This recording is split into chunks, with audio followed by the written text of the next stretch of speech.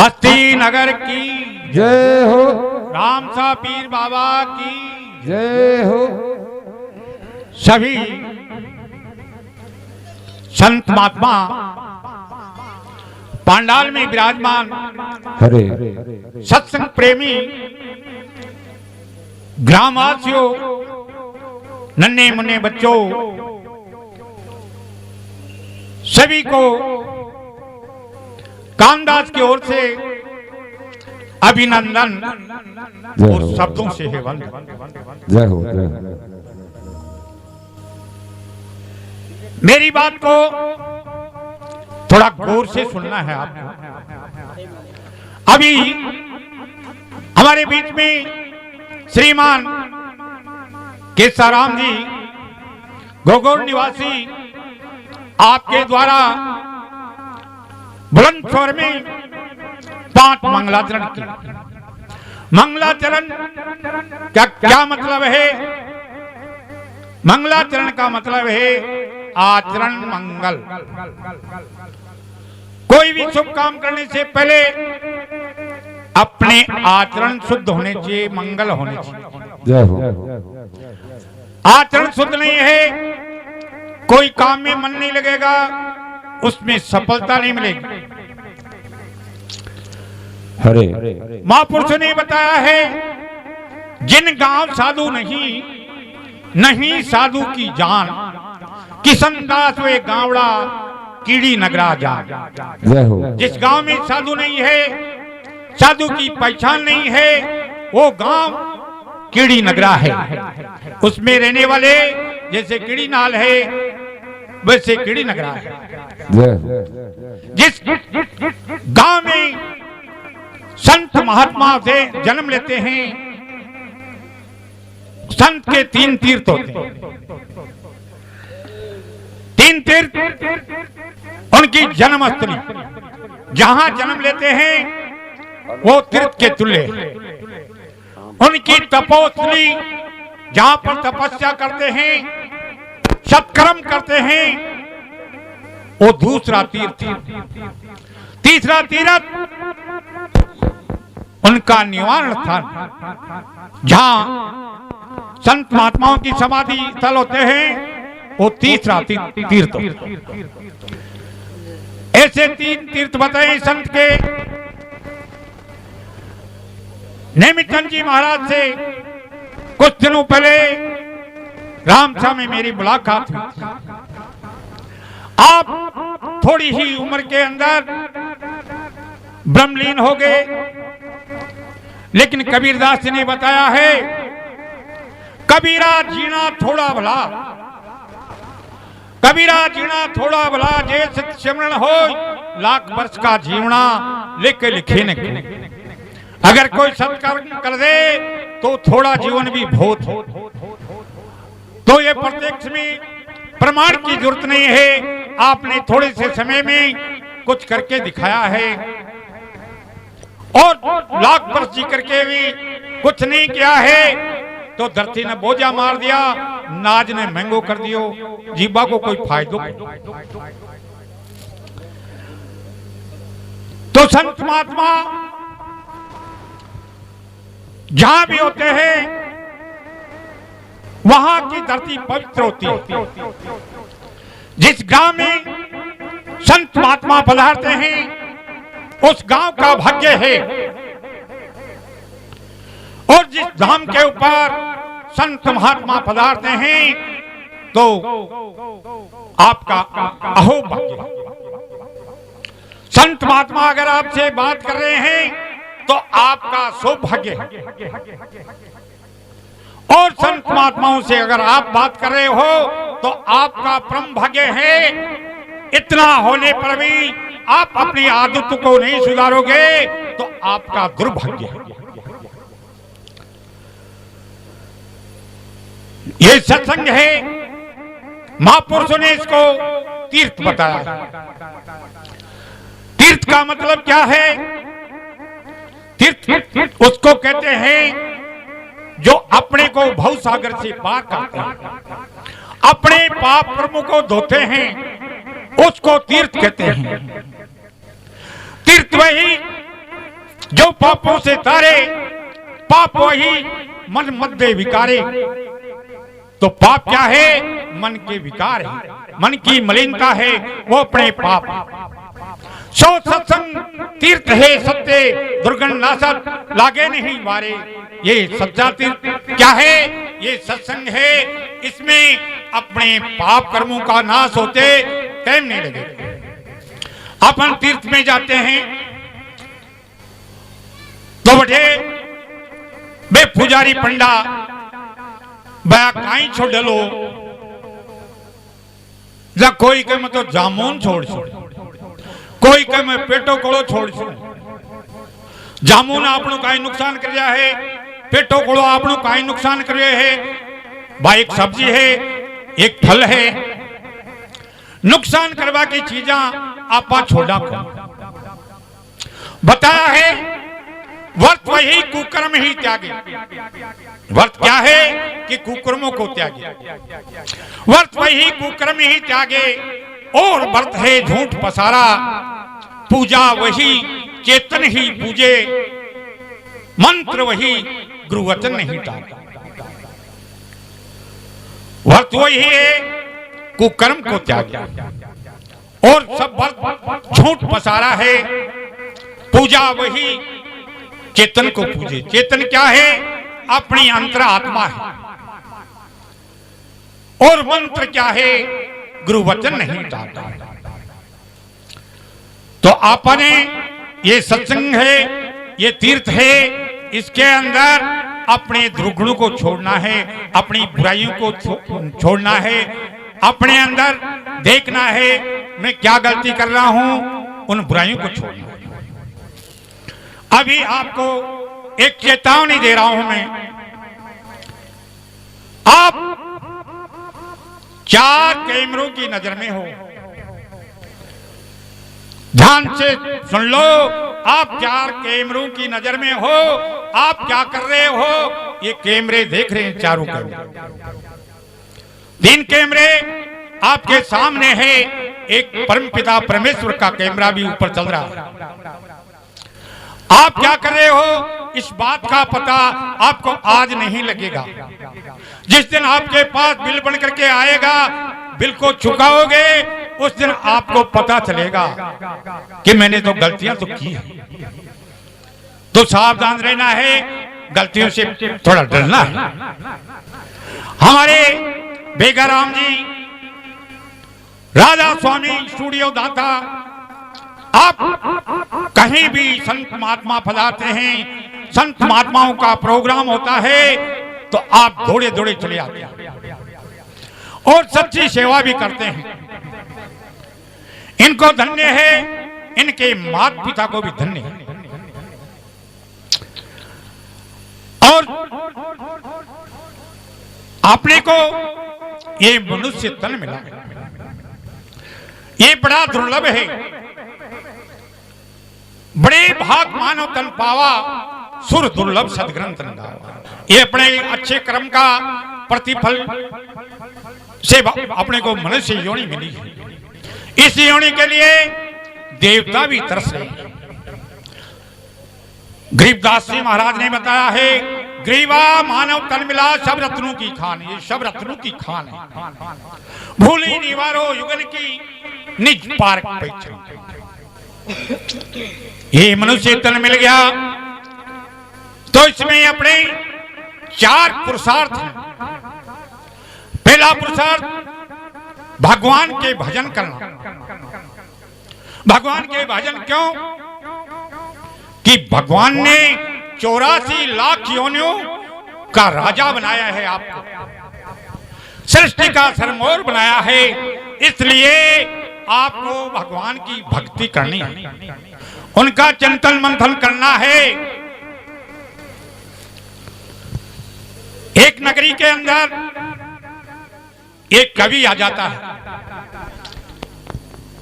एक नगरी में, एक राज दरबार में एक कवि आ जाता है।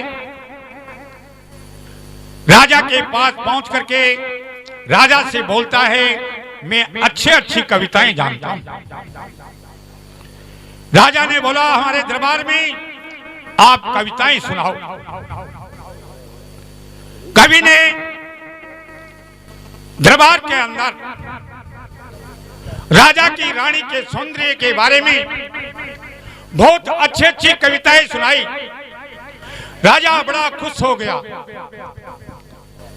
कि इस कवि को मैं क्या इनाम दूं, इसको मैं मुंह मांगा इनाम दूंगा और इसको मैं राजकवि रखूंगा।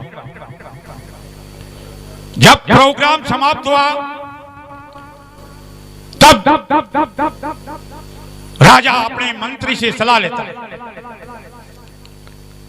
मंत्री जरूरी है। बताया है सरिता तरवर तीर को पर घर घूमन नार, नरपति मंत्रीहीन को विंसत लगे नहीं बात। सरिता बोलते हैं नदी को, नदी के किनारे अगर पेड़ है तो उसका विनाश जरूरी है, कभी न कभी उसका विनाश हो जाएगा। और घर घर डोलने वाली औरत है, उसका भी विनाश निश्चित है। और जिस राजा के मंत्री नहीं है तो उसका भी राज जाते समय नहीं लगेगा। मेरे भी एक मंत्री है बेगाराम जी, राधा स्वामी स्टूडियो, इनकी सलाह से मैं कोई काम करता हूं तो मेरा काम सफल हो जाता है। तो मंत्री से पूछा, मंत्री इस कवि ने कितनी अच्छी कविताएं सुनाई है, तो इसको क्या इनाम देनी चाहिए? इसको मुंह मांगा इनाम दे दो और इसको राजकवि की पदवी दे दो। मंत्री बड़ा बुद्धिमान था। मंत्री ने कहा, राजा जी इसको 100 जूते मारना है, इसको इनाम में 100 जूते देने हैं, 100 जूते। राजा एक तरफ तो दुखी हुआ, दूसरा उसके मन में ऐसा विचार हुआ कि मंत्री अपना विद्वान है, ये गलती तो नहीं कर सकता। दरबार में बैठा करके उस कवि के 100 जूते मारे। कवि बड़ा दुखी हुआ, उसके मन में ईर्ष्या का भाव हुआ कि इस मंत्री की तो मैं जान ले लूंगा। मंत्री अपने घर को जा रहा था, कवि उसका पीछा करते करते उसके घर के पीछे जाकर के छुप गया। घर गया तो उसकी घरवाली पूछती है, आज मंत्री जी सभा में आपने क्या क्या फैसले दिए? तो मंत्री जी बोलते हैं, आज मैंने एक फैसला सुनाया, बड़ा कठिन फैसला था। एक कवि रानी की सौंदर्य पे बहुत अच्छी कविता बनाई, उसको मैंने 100 जूते इनाम में दिए। वो मंत्री के घरवाली बोलती है, आपने तो बहुत अन्याय किया है। बोला, मैंने अन्याय नहीं किया, ये 100 जूते से काम नहीं चलेगा। अभी भगवान के घर में उसके न जाने कितने जूते और भी लगेंगे। वो कवि पीछे सुन रहा था बात। वो कवि कितना बेवकूफ है। रानी को कौन बनाया? ईश्वर ने बनाया। इस कवि को कौन बनाया? ईश्वर ने बनाया। उसने दुष्ट ने एक भी नाम इस ईश्वर का नहीं लिया कि मेरे को कविता बताने वाला, मेरी मधुर वाणी, मेरे को ज्ञान देने वाला पिता परमेश्वर है। और रानी का सौंदर्य बनाने वाला भी परमेश्वर है। उसने परमेश्वर का एक भी नाम नहीं लिया, इसलिए वो जूते खाने वाला है। इतनी बात सुनी, कवि आकर के उसके पैर पकड़ के माफी मांगी और संकल्प किया, आज के बाद में किसकी सौंदर्य के बारे में कविता नहीं लिखूंगा। आज मैं लिखूंगा कविताएं तो परमपिता परमेश्वर की लिखूंगा। तो पहला अपना पुरुषार्थ है परमात्मा का चिंतन करना, दूसरा पुरुषार्थ है मिलजुल के भाईचारे से रहना। प्रेम से रहना है। तीसरा पुरुषार्थ है अपनी मातृभूमि और देश की रक्षा करना। क्यों? अपन ने इस मातृभूमि पे जन्म लिया है, इसके ऋणी है, इसका अपने ऊपर कर्जा है, इसलिए अपने को इसका कर्जा उतारना है, इसकी रक्षा करनी है, अपना फर्ज है। जिस धरती पे जन्म लिया उसका ऋण हम पर भारी है, जिस मिट्टी में खेले कूदे उसकी बहुत उधारी है। जननी जन्मभूमि वसुंधरा ये प्राणों से प्यारी है, देश जाति की सेवाई सबसे बड़ा पुजारी है। तन से मन से धन से भाई इस जननी का सत्कार करो, मनुज मनुज में भेद नहीं, प्रेम भरा व्यवहार करो, किसी पुण्य से नर्तन पाया सबसे शिष्टाचार करो, बरके भाव हृदय में उत्तम जन जन पे उपकार करो। छोड़ चलो पदजिंद्रा पर याद आपकी बनी रहे, 2 दिन को दुनिया में आए फिर पछतावा नहीं रही, फिर पछतावा नहीं। चौथा पुरुषार्थ है सृष्टि के संचालक में सहयोग करना। अपने अभी कोरोना की महामारी थी, अपने भारतवर्ष के अंदर बीमारों के लिए सुविधा नहीं थी, इसलिए ऐसी आपदाओं में जो चीजें काम आए उनमें अपने को सहयोग करना है, ये अपना मुख्य फर्ज है। और कर्ज का और फर्ज का हमेशा के लिए ध्यान रखना है। आपको 2 बात और बताता हूं, 2 बात हमेशा याद रखनी है, 2 बात को भूल जाना है और 2 बात से सावधान रहना। मौत को, ईश्वर को हमेशा याद रखना है। और आपने कोई अच्छा काम कर दिया है उसको भूल जाना है, और आपका कोई बुरा कर दिया है उसको भी भूल जाना। और 2 चीज से आपको सावधान रहना है, एक तो मरोड़सू और एक मोड़सू। क्यों गणगलाक सल्टा जगह के तो मोड़ में सल्टा है, अर्खे मरोड़ में सल्टा है। दूसरी बात, अपने स्वास्थ्य का ध्यान रखना है। अभी आपके सामने मेरे को बताने की जरूरत नहीं है, अपने को घरों में छुप छुप करके टाइम पास करना पड़ रहा है। क्यों? हमारे अंदर रोगों से लड़ने की क्षमता नहीं है, हमारा खान पान बदल गया है, इसलिए अपने को स्वस्थ रहना जरूरी है। पहला सुख निरोगी काया, दूसरा सुख घर में माया, तीसरा सुख बचना सुत नारी, चौथा सुख पुत्र आज्ञाकारी, पांचवा सुख सुस्थान वासा, छठा सुख राज में पासा और सातवां सुख है वैकुंठ में वासा। वैकुंठ क्या है? ये सत्संग है, यही वैकुंठ है। ये 7 सुख हैं। सबको स्वस्थ रहना है और सभी माता बहनों से मेरा निवेदन है वो अपने बच्चों को कुरकुरिया न खिलाए, उनको स्वस्थ रखे, उनको बादाम खिलाए, काजू खिलाए, फल फ्रूट खिलाए, दूध खिलाए, घी खिलाए, और एक कुरकुरिया नमकीन इन की चीजें न खिलाए, चटपटी चीजें न खिलाए। और बने चौका संस्कार बच्चा ने धनवान बढ़ावा की जरूरत को नहीं, बने गुणवान बनाना है और विद्वान बनाना है और बलवान बनाना है। आप लोग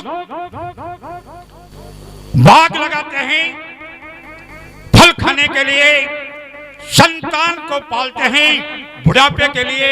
मध्य शिक्षा अंतरिक्ष होने की शिक्षा देनी है तो देव माँ बाप के चरण छूने की, अंतरिक्ष को छूने वाले छो मंत्र हो जाएंगे, धरती से जुड़े रहेंगे, वे रिश्ते निभाएंगे, वे रिश्ते निभाएंगे। अपने को सत्कर्म करना है, सत्कर्म से बनता है सुनहरा जीवन, जन तन से बनता है गहरा जीवन, रखना है निरंतर गतिशील, दुर्गम देता है ठहरा जीवन, दुर्गम देता है ठहरा जीवन। मानव में दानों को नाव बढ़ने देना, भूल से भी पाप के रास्ते में न धरने देना, रखना है स्वयं को जीवित तो प्यारे, भूल से भी मनुष्यता को न मरने देना, मनुष्यता को न मरने देना। इतना ही कह करके मैं अपनी वाणी को विराम देता हूँ। बोले सतगुरु दीन दयाल की जय।